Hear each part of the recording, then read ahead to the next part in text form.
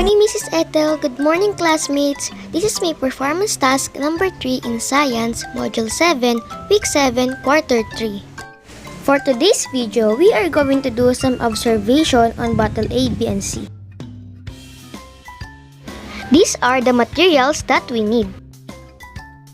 Bottle of oil, metal spoon, and water. Let's get started. Let's observe bottle A.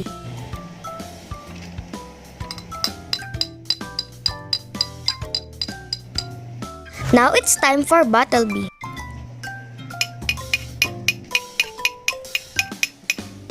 Lastly, bottle C.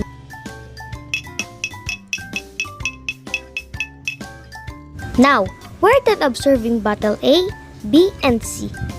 It's time to answer some questions. What did you find out about the sound produced by the 3 bottles? Did they produce the same sound?